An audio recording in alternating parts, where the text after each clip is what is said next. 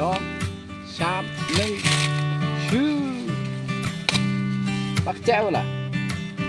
มึงงามบ่ละมันบ่ละมันไปมึงเย็น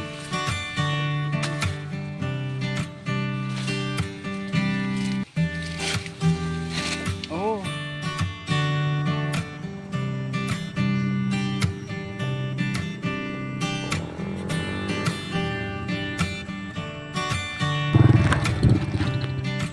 ครับสบายดีพ่อแม่พี่น้อง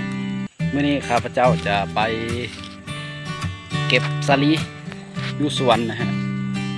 สวนสาลีหรือสวนมันต้นไอ้นี่นะฮะคือสวนมันต้นแต่ว่าเขาปลูกสาลีเนี่ยจังเลยนะฮะมันต้นเขาเสียหญ้าแล้วประมาณ 2-3 ทิศเลยแต่หญ้าไม้ก็เริ่มโป่งขึ้นอีกนะฮะสวนมันต้นข้าพเจ้าบ่ใหญ่บ่น้อยนะฮะ2 เฮกตาร์กว่านะฮะจะไปเก็บสาลีว่าสาลีเขาแก่แล้วบ่หรือว่ายังหน่อยลายสันใดนะฮะถากไปเนี่ยที่มีอยู่ตามกลางนี่แหละตามกลางสวนแต่ว่ามันไปมาเนี่ยก็เลยไปทางแคมเอาหัวนะฮะ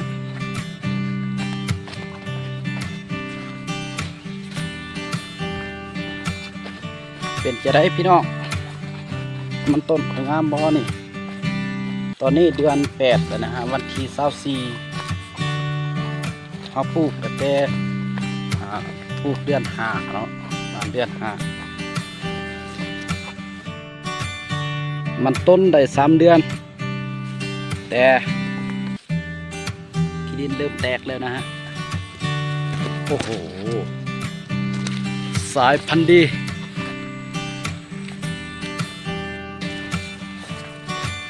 จะลูก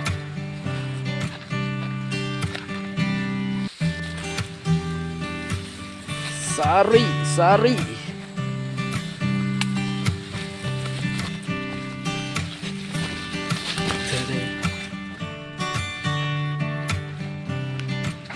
โอ้เนาะแน่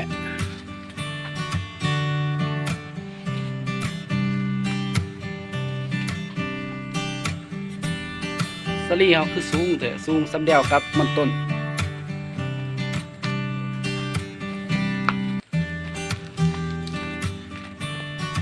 สาลีสู้ชีวิตสู้กับส่วนมันต้น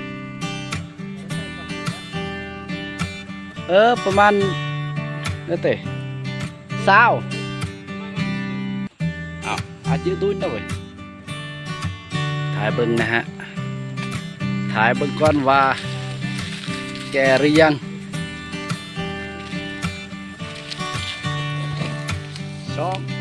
3 1ชื่อปักแจ้วล่ะมึงงามบ่ละมัน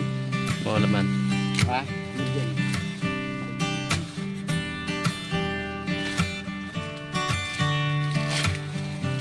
โอ้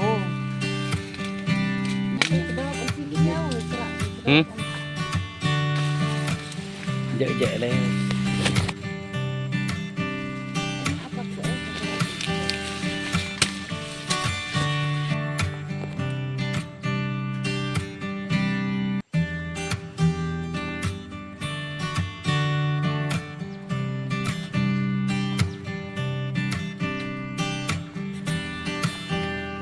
เอานะฮะว่าฮอดนี้การบันทึกวิดีโอของข้าพเจ้าก็สิ้นสุดลงอย่าลืมฝากกดไลค์กดติดตามเพื่อเป็นกำลังใจนะฮะโอ้โหมัวแต่เบิ่งกล้องและบ่ลืมมัวแต่เบิ่งกล้องและลืมเบิ่งทาง